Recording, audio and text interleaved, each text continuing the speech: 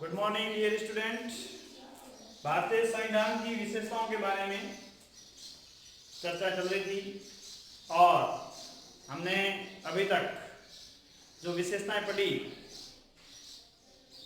संपूर्ण प्रभुत्व संपन्न संविधान नंबर 1, नंबर 2 भारतीय संविधान की प्रस्तावना, नंबर 3 विश्व का सबसे बड़ा संविधान, नंबर 4 लिखित व निर्मित संविधान और नंबर 5 हमने पढ़ा संसदीय शासन व्यवस्था। आज हम नेक्स्ट पॉइंट पढ़ेंगे नंबर 6 मौलिक अधिकार। मौलिक अधिकार व मूल कर्तव्य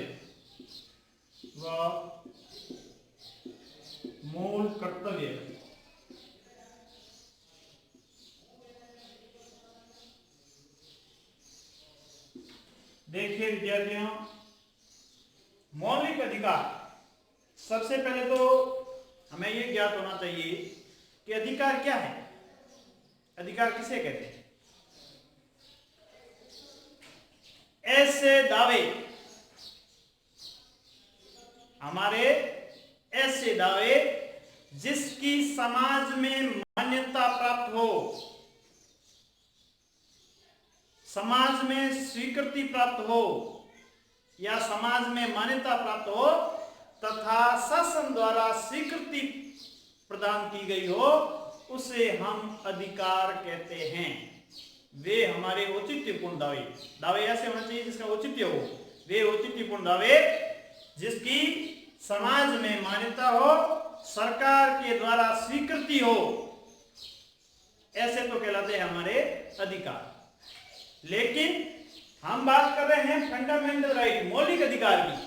तो मौलिक अधिकार विद्यार्थियों, ऐसे हमारे अधिकार, ऐसे हमारे औचित्यपूर्ण दावे समाज में मान्यता है और शासन में स्वीकृति है तथा जिसका संविधान में उल्लेख है, संवैधानिक मान्यता प्राप्त है, उसे हम क्या कहते हैं?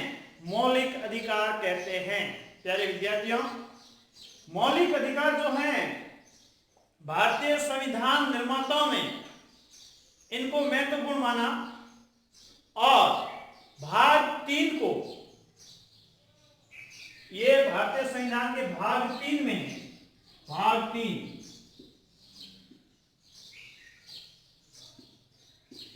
अनुच्छेद 12 से 35 तक, 12 से 35 आर्टिकल तक जो है मौलिक अधिकारों का उल्लेख है। मौलिक अधिकार विद्यार्थियों हमने अमेरिका के संविधान से लिए तथा मौलिक अधिकार संविधान के भाग 3 में रखे गए हैं, जिन्हें हमारे संविधान का मैग्ना कार्टा कहा जाता है। भाग 3 को क्या कहा जाता है? संविधान का मैग्ना कार्टा। संविधान का मैग्ना कार्टा, संविधान का मैग्ना कार्टा भाग 3 को। मैग्ना कार्टा क्या है?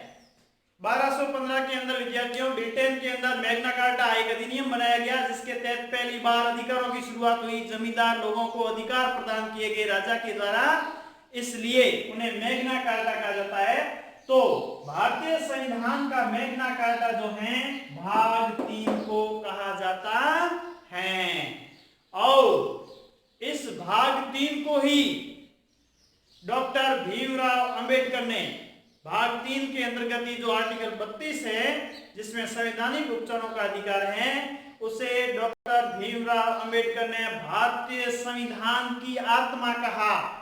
वैसे भारतीय संविधान की आत्मा प्रस्तावना को कहा जाता है, लेकिन डॉक्टर भीमराव अंबेडकर ने जो है संविधान के भाग 3 में आर्टिकल 32 संवैधानिक उपचारों का जो अधिकार है, उसे भारतीय संविधान की आत्मा कहा, सोल ऑफ इंडियन कॉन्स्टिट्यूशन। तो इस प्रकार से विद्यार्थियों बात की जाए तो हमारा जो भाग 3 है वो बहुत ही महत्वपूर्ण है। संविधान का मैग्ना कार्टा है और अनुच्छेद 12 से लगा करके 35 तक जो हैं इस मौलिक अधिकारों का उल्लेख है। प्यारे विद्यार्थियों, अगर बात की जाए मूल संविधान के अंदर, मूल संविधान में 7 मौलिक अधिकार थे। कितने थे? 7 मौलिक अधिकार थे। कौन कौन से 7 मौलिक अधिकार थे? नंबर 1, समता का अधिकार। समता का अधिकार, समानता, समता का मतलब यहां इक्वलिटी से है, समानता का अधिकार, जिसका उल्लेख आर्टिकल 14 से 18 तक, आर्टिकल 14 से लगा करके 18 तक जो है विद्यार्थियों हमारे संविधान के अंतर्गत जो है समता का, समानता का अधिकार दिया गया है। विस्तृत चर्चा जो है अगले टॉपिक में करेंगे। मौलिक अधिकार जो हमारा चैप्टर है उसके अंतर्गत जो मेन पॉइंट है वो बता देता हूं। दूसरी बात, स्वतंत्रता का अधिकार। स्वतंत्रता का अधिकार,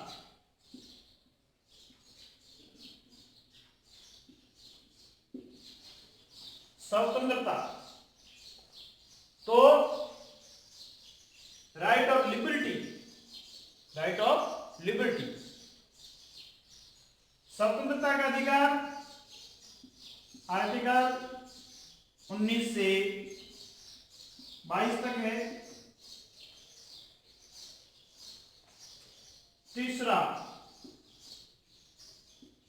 शोषण के विरुद्ध अधिकार। शोषण के विरुद्ध अधिकार, जिसका उल्लेख विद्यार्थियों आर्टिकल अनुच्छेद 23 से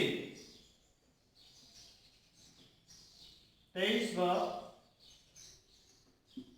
24, शोषण के विरुद्ध अधिकार। फिर नंबर 4, धार्मिक स्वतंत्रता का अधिकार। धार्मिक स्वतंत्रता का अधिकार, प्यारे विद्यार्थियों, धार्मिक स्वतंत्रता का अधिकार जो है जिसका उल्लेख आर्टिकल 25 से आर्टिकल 28 तक, 25 से 28 तक। पांचवा जो हमारा मौलिक अधिकार है, शिक्षा व संस्कृति का अधिकार। शिक्षा व संस्कृति का अधिकार, जिसका उल्लेख हमारे संविधान के आर्टिकल 29 व 30 में है। फिर 6 नंबर, संपत्ति का अधिकार।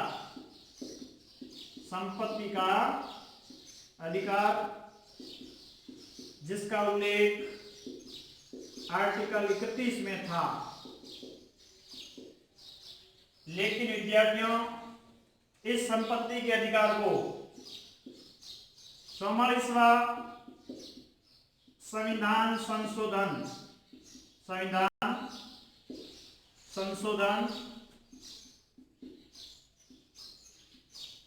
कब किया गया? 1978 में जो 44वां संविधान संशोधन किया गया। इस 44वें संविधान संशोधन के द्वारा 1978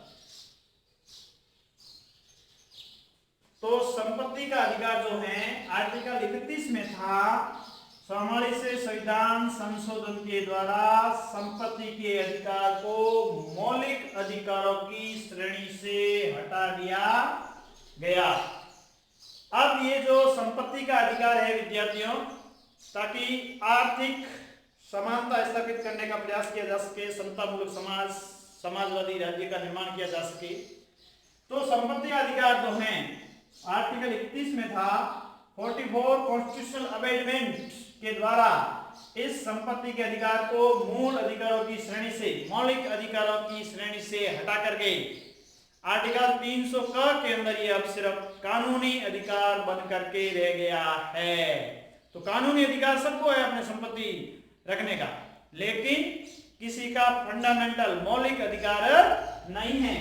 तो इस प्रकार से 44वां संविधान संशोधन जो 1978 में हुआ, उसमें संपत्ति के अधिकार को मूल अधिकारों की श्रेणी से, मौलिक अधिकारों की श्रेणी से हटा दिया गया। अब नंबर 7, अब 6 हट गया तो ये नंबर 6 हो गया। यानी अब जो है मूल संविधान में 7 मौलिक अधिकार थे, वर्तमान के अंदर जो संविधान है, संविधान के अंदर जो विद्यार्थी अधिकारों की संख्या है, मौलिक अधिकारों की संख्या वो 6 है। पहले कितने थे? 7 थे, अब जो है 6 है। 7वां जो है संवैधानिक उपचारों का अधिकार, संवैधानिक उपचारों का अधिकार। संवैधानिक उपचारों का अधिकार ये हमारे आर्टिकल 32 में है। संवैधानिक उपचारों का अधिकार बहुत ही महत्वपूर्ण अधिकार है। इस अधिकार के तहत ही बाकी अधिकार जो है सुरक्षित है। संवैधानिक उपचारों का अधिकार, इसलिए डॉक्टर भीमराव अंबेडकर ने संवैधानिक उपचारों के अधिकार को संविधान की आत्मा कहा, क्योंकि विद्यार्थियों हमारे मूल अधिकारों का उल्लंघन होने पर हम न्यायालय की शरण ले सकते हैं। किसके तहत? आर्टिकल 32 के तहत। आर्टिकल 32 के तहत जो है हमारे संविधान में दिए गए जो मौलिक अधिकार है उसका उल्लंघन होता है तो हम न्यायालय की शरण ले सकते हैं, और न्यायालय हमें जो है संरक्षण प्रदान करता है। यानी न्यायपालिका जो है वो हमारे इस मौलिक अधिकारों की रक्षक बनकर के रहेगी। ये आर्टिकल 32 के तहत है। प्यारे विद्यार्थियों, अनुच्छेद 32 के तहत, आर्टिकल 32 के तहत जो है सुप्रीम कोर्ट, सर्वोच्च न्यायालय, उच्चतम न्यायालय जो है मूल अधिकारों की रक्षा के लिए 5 प्रकार की रिटें जारी कर सकता है। बंदी प्रत्यक्षीकरण, अधिकार पक्षा, प्रतिषेध, परमादेश, उत्प्रेषण। तो इस प्रकार की 5 रिटें जारी करने की जो शक्ति है सुप्रीम कोर्ट के अंदर, वो विद्यार्थियों आर्टिकल 32 के तहत है। और बाकी नागरिक जो है सीधे सुप्रीम कोर्ट नहीं जा सकते, लेकिन अगर मौलिक अधिकारों का हनन हुआ है आर्टिकल 32 के तहत हम सीधे सुप्रीम कोर्ट का दरवाजा खटखटा सकते हैं। तो प्यारे विद्यार्थियों, संवैधानिक उपचारों का अधिकार जो है इन संविधान के अंतर्गत मौलिक अधिकारों को बनाए रखने में एक महत्वपूर्ण भूमिका निभाता है। आर्टिकल 32 जो है इसके तहत सुप्रीम कोर्ट 5 प्रकार की रिटें जारी कर सकता है। अधिकारों के संरक्षण के लिए एक रक्षक बनकर के उभरा है। इसी प्रकार मौलिक अधिकारों की रक्षा के लिए न सिर्फ सुप्रीम कोर्ट बल्कि हाई कोर्ट भी 5 प्रकार की रिटें जारी कर सकता है। लेकिन अंतर यह है कि जो सुप्रीम कोर्ट रिटें जारी करेगा 5 प्रकार की, वो आर्टिकल 32 के तहत जारी की जाएगी, जबकि हाई कोर्ट जो 5 प्रकार की रिटें जारी करेगा, हाई कोर्ट जो रिटें जारी करेगा,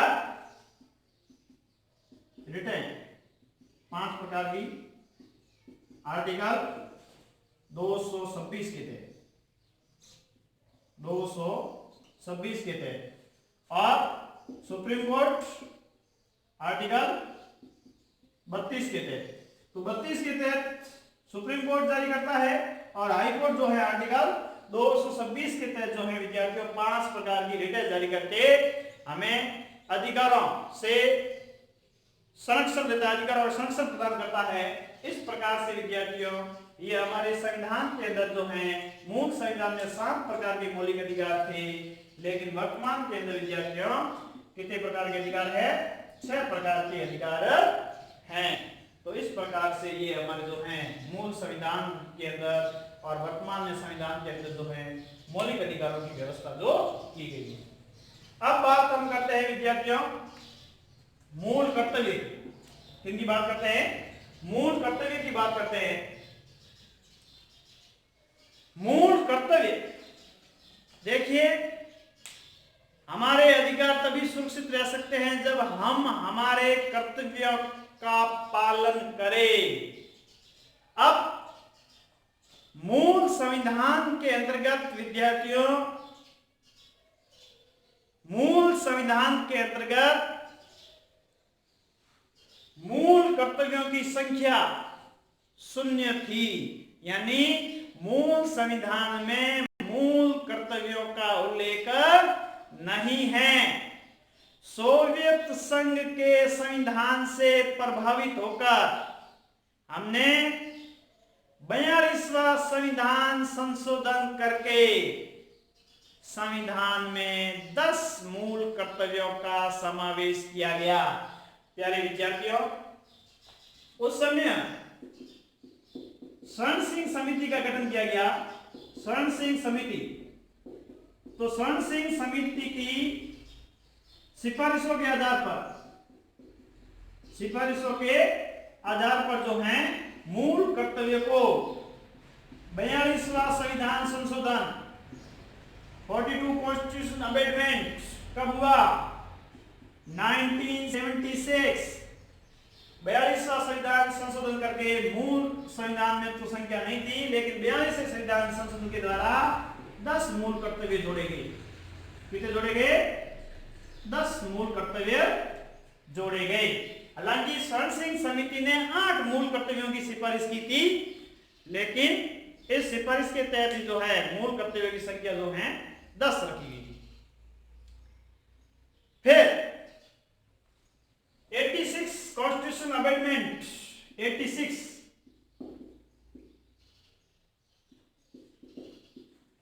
जो 2002 संविधान संशोधन 86 कॉन्स्टिट्यूशन अमेंडमेंट 2002 के तहत 11वां मूल कर्तव्य जोड़ा गया। पहले कितनी संख्या थी? 10, एक और जोड़ दिया गया, अब हो गई 11। 11वें मूल कर्तव्य में कहा गया कि 6 से 14 वर्ष के बालक बालिकाओं के अभिभावकों का यह कर्तव्य होगा कि वे उन्हें शिक्षा प्रदान करावें। तो इस प्रकार से जो है वर्तमान में हमारे संविधान के अंदर मूल कर्तव्यों की संख्या 11 है।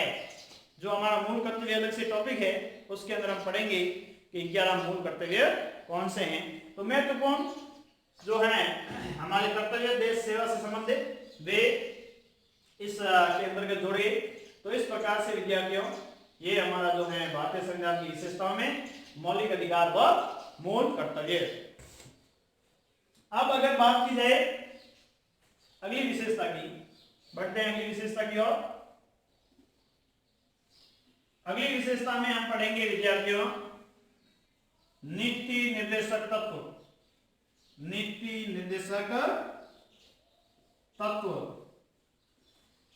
क्या होते हैं विद्यार्थियों? नीति निर्देशक तत्व और संविधान में उनका उल्लेख कौन से भाग में है, कौन से आर्टिकल्स के अंदर उनका उल्लेख किया गया है। तो विद्यार्थियों अगर बात करें नीति निर्देशक तत्व, नीति निर्देशक तत्व निर्देशक तत्व किसे कहते हैं? Directive principle. क्या होते हैं नीति निर्देशक तत्व? नीति निर्देशक तत्व विद्यार्थियों वे आदर्श हैं जो भविष्य में बनने वाली सरकारों के लिए मार्गदर्शक का काम करते हैं। डायरेक्टिव प्रिंसिपल जो भविष्य में सरकारें बन रही है उनको लोक कल्याणकारी कैसे साबित होना है, वो लोक कल्याण के कार्य कैसे करें, किस प्रकार से एक समाजवादी राज्य की स्थापना करें, उन्हें हम क्या कहते हैं? नीति निर्देशक तत्व कहते हैं। वापस सुन लीजिए, नीति निर्देशक तत्व वे आदर्श हैं जो भविष्य में बनने वाली सरकारों के लिए मार्गदर्शक का काम करते हैं। वे आदर्श जो भविष्य में बनने वाली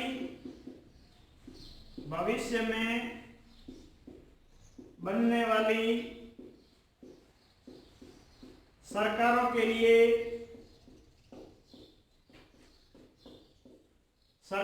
लिए मार्गदर्शक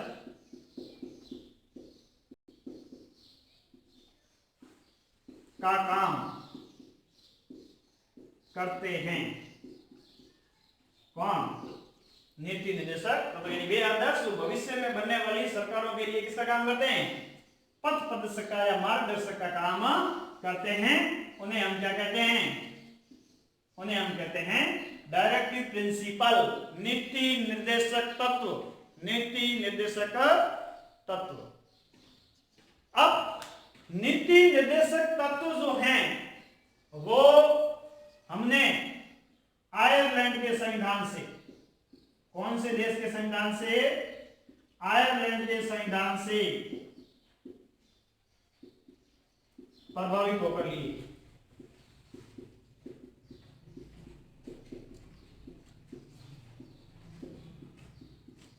तो आयरलैंड के संविधान से जो हैं हमने प्रभावित होकर के नीति निर्देशक तत्वों को हमारे संविधान में शामिल किया गया। एक नंबर का क्वेश्चन पूछ सकते हैं, नीति निर्देशक तत्व हमने कौन से देश के संविधान से लिए हैं? आयरलैंड के संविधान से लिए हैं। प्यारे विद्यार्थियों, संविधान के भाग 4 में, भाग 3 में क्या था? मौलिक अधिकार। भाग 4 में अनुच्छेद 37 से 51, अनुच्छेद 37 से 51 तक किसका उल्लेख है? भाग 4 आर्टिकल 36 से लगा करके 51 तक जो है नीति निर्देशक तत्वों का उल्लेख है। नीति निर्देशक तत्व एक आदर्श है, वाद योग्य नहीं है। सरकारों के लिए इन्हें मानना बाध्यकारी नहीं है। फिर भी कोई भी सरकार इनको मानने से इनकार नहीं कर सकती, क्योंकि अगर उन्हें लोक कल्याणकारी राज्य की स्थापना करनी है तो उन्हें नीति निर्देशक तत्वों को मानना ही पड़ेगा। तो इस प्रकार से बाध्य तो नहीं है, फिर भी लोक कल्याणकारी राज्य के लिए यह आवश्यक है कि वो उन्हें माने और लोक कल्याणकारी राज्य की स्थापना करे। तो इस प्रकार से विद्यार्थियों अगर देखा जाए तो नीति निर्देशक तत्व जो हैं लोक कल्याणकारी राज्य के लिए आवश्यक हैं, सरकारों के लिए बाध्यकारी तो नहीं है, लेकिन लोक कल्याणकारी राज्य स्थापित करने के लिए सरकारों को मानना पड़ता है। इस प्रकार से अगर बात की जाए विद्यार्थियों तो ये हमारे नीति निर्देशक तत्वों की बात है। फिर समाजवादी राज्य, नंबर 8 समाजवादी राज्य। राज्य। समाजवादी राज्य क्या होता है? एक ऐसा राज्य जो समतामूलक समाज की स्थापना करे तथा भेदभाव से परे सभी को समान अवसर उपलब्ध करवाए, उसे हम क्या कहते हैं? समाजवादी राज्य कहते हैं। तो विद्यार्थियों, लोक कल्याणकारी राज्यों के लिए समाजवादी विचारधारा का अपनाना जरूरी है। अब समाजवादी राज्य की बात की जाए तो हमारे मूल संविधान के अंदर समाजवादी राज्य का या समाजवादी शब्द का उल्लेख नहीं है। फिर 42वां संविधान संशोधन, 42वां संविधान संशोधन जो है, 42वां संविधान संशोधन 1977 द्वारा प्रस्तावना में समाजवादी शब्द जोड़ा गया। समाजवादी शब्द जो है जोड़ा गया। इस प्रकार से विद्यार्थियों, एक संपूर्ण प्रभुत्व संपन्न जो हमारा संविधान है उसके अंदर लोकतंत्रात्मक और पंथनिरपेक्ष समाजवादी राज्य, यानी समाजवादी राज्य जो हैं, पहले मूल संविधान में इसका उल्लेख नहीं था, लेकिन 42वां संविधान संशोधन 1977 जो है उसके द्वारा प्रस्तावना के अंदर जो है इस समाजवादी शब्द को जोड़ा गया। तो इस प्रकार से विद्यार्थियों ये होता है समाजवादी राज्य। फिर नंबर 9, वयस्क मताधिकार। वयस्क मताधिकार लोकतंत्र के लिए और राजनीतिक स्वतंत्रता के लिए आवश्यक हैं कि लोगों को सार्वभौमिक यूनिवर्सल एडल्ट राइट, सार्वभौमिक वयस्क मताधिकार प्रदान किया जाए ताकि स्वतंत्र होकर के लोग अपने मत का प्रयोग कर सके। इस प्रकार से भारत में भी जब हमारा संविधान लागू हुआ और लागू होने के बाद जब 1952 के अंदर 51-52 के अंदर जो पहले आम चुनाव हुए, उस प्रथम आम चुनाव के अंतर्गत विद्यार्थियों सार्वभौमिक वयस्क मताधिकार की व्यवस्था की गई, सभी को मताधिकार दिया गया। पहले जो अंग्रेजों के समय मताधिकार लोगों को सीमित मताधिकार था, या तो संपत्ति की शर्त थी या अलग अलग धर्म या वर्गों की शर्त थी। तो इस प्रकार से इन शर्तों को हटाते हुए भारतीय संविधान में जो है सार्वभौमिक वयस्क मताधिकार की व्यवस्था की गई। और सार्वभौमिक वयस्क मताधिकार की जो आयु है न्यूनतम, वो 21 वर्ष थी। न्यूनतम आयु पहले मूल संविधान में 21 वर्ष थी। 61वां संविधान संशोधन, 61वां संविधान संशोधन करके 61वां संविधान संशोधन कब हुआ? 1989। 61वां संविधान संशोधन 61वें संविधान संशोधन द्वारा मताधिकार की न्यूनतम आयु, मताधिकार की न्यूनतम आयु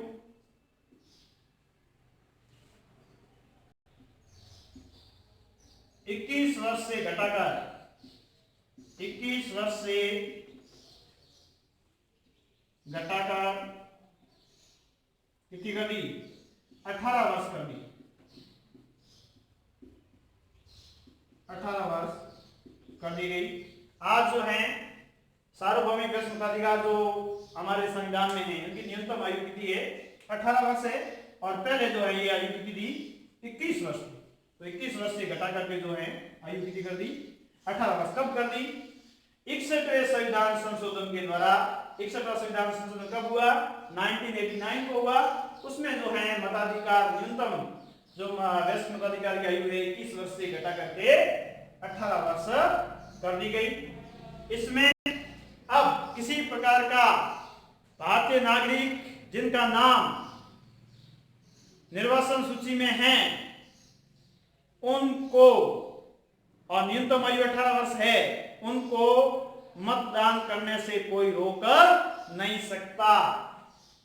तो इस प्रकार से अगर बात की जाए अगली विशेषता के बारे में, पंथ निरपेक्ष राज्य।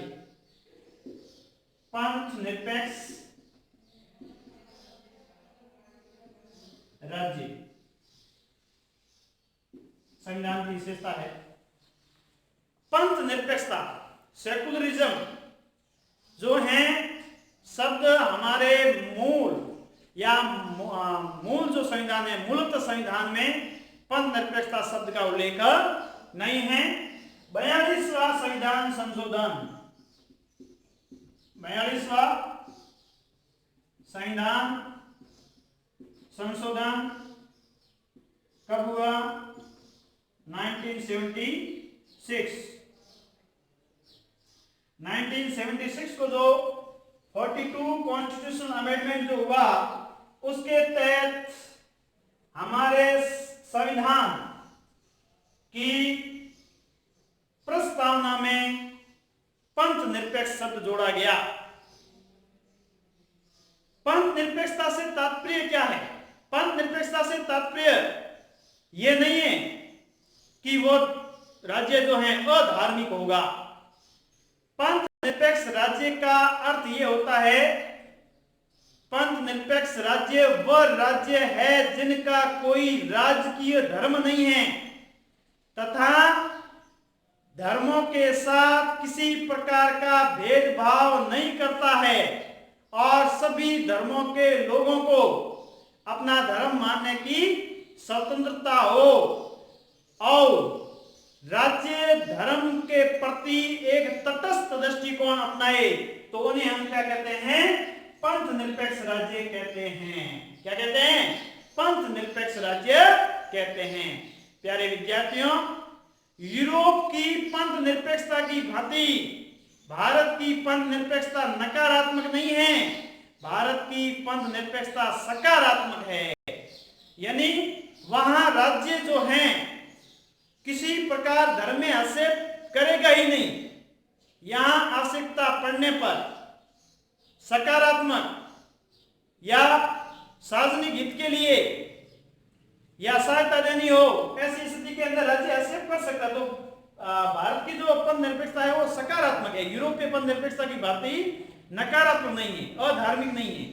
तो इस प्रकार से पंथ निरपेक्ष राज्य जो है वह राज्य होता है जिसका कोई राजकीय धर्म नहीं हो तथा किसी प्रकार से धर्म के आधार पर भेदभाव नहीं करता हो, उसे हम सेकुलर स्टेट कहते हैं। इस प्रकार से विद्यार्थियों ये संविधान की 10 विशेषताएं हुई और अगली विशेषता के बारे में जो चर्चा जो है नेक्स्ट क्लास में करेंगे। Thank you.